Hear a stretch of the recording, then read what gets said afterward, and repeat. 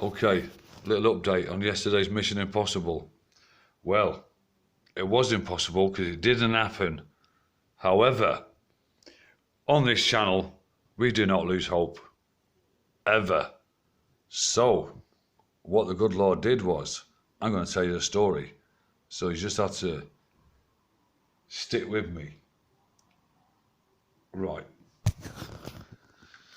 So he comes back last night without his daughter. That's right, guys.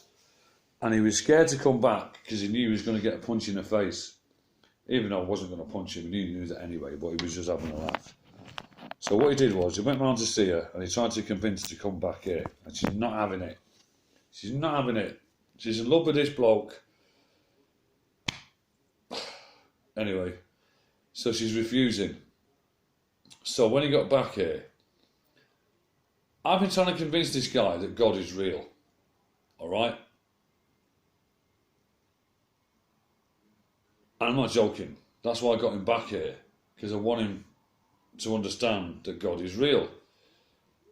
So, a few things have been happening to me which are a bit strange. And since he's been hanging around with me, he's witnessed some of these things that happen to me that are just a little bit strange. So much so that he's very perplexed and confounded and confused. And this guy does not get confused, confounded, and doesn't know what's going on, because he always knows what's going on, because he's a street man. But what he's witnessed by being around me is defying his logic, and he cannot wrap his head around it. Now, I don't want to take these things that happen around me at the minute, but I will do. But you already know some of them anyway. So if you've been watching me and you know my channel, you'll know what I'm talking about without actually me saying it. I'm not playing games with it, but it's just a bit mad. So that's why I'm just not telling you exactly what's going on, kind of. So anyway, he experienced something last night, and when he got back, he told me about what happened to him and the experiences that he encountered on his little mission that sent him on. So much so that today, he's near enough a changed man. And I'm not joking.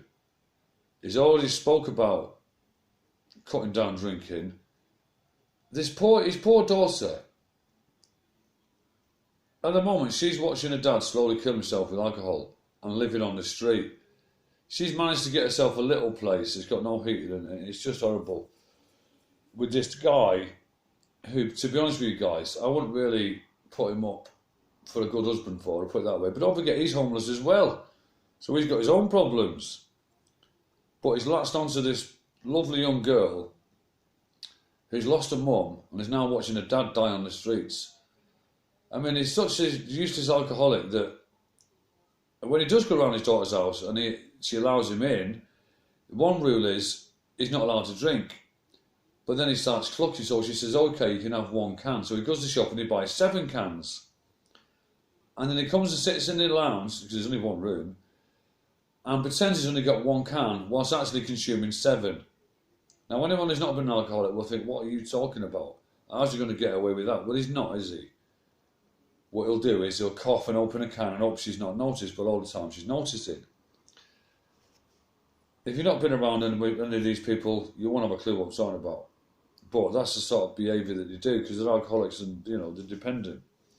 But what a shame, though, that for that poor girl to lose her mum and then have to witness a dad drinking himself to death, all the while knowing that he's pretending he's not. I mean, if your heart ain't breaking already, you need to go to another channel, or you're living in the wrong time zone. So anyway, I've come up with a plan today, because I've worked out that this girl is really smart cookie, because she noticed I was followed her yesterday. But that's another story. But she's frightened because I think without witnessing some of these things with her own eyes, using her own intuition and aptitude and a sense of awareness of her surroundings, is she going to be convinced? So the plan is today we're going to go and find her and offer her £20 to come and clean my flat up. And it needs cleaning, believe me. But that's all right. That's all right. That's all right. Anyways, so the plan is to go and get her back here to clean the flat.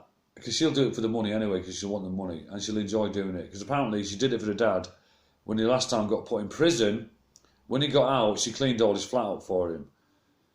You can see where this is going, guys. So I'm going to get around here, and we're just going to sit in there, get stoned, and play my guitar, and I'm going to sing songs and mess around. I'm just being myself, not mentioning anything about God or Jesus or anything. And then by the time she's finished, she's going to have to leave this warm, tidy flat that she's just put all the loving care into and go to a shitty room with damp on the walls with a heroin addict. That's right, guys. But on the way home, on the way here, she's going to experience certain things that are going to happen to her and me and her dad, which I can't go into yet, but it's just nuts. And then when she gets back here, she's going to be thinking about the things that have happened to us on the way here. And then when she's here, she's going to hear me being myself and having a laugh with her dad. And you can see the change in him this morning. I ain't joking. He's totally a different fella. And then we're going to send her on her way and tell her she can go now. But on the way home, things are going to happen to her. And when she gets home, she's going to ring up my phone and speak to her dad and say, Dad, what's going on? Because of X, Y, and Z. Now, I will tell you what X, Y, and Z is after it happens. Just hang on a minute. Let me have a cup of tea. I know it sounds confusing, but this is not your life. This is mine. And my life is confusing. And it's as confounding as the moon, which, as we know, is doing cartwheels. Because it just is. So anyway, that's part 2. As I always say, if you've got any problems, please contact my lawyer. The address is www.god.com. Any problems, you want to take me to court, let's go. Okay, I'll be back. And it's no longer Seattle basement second on the right.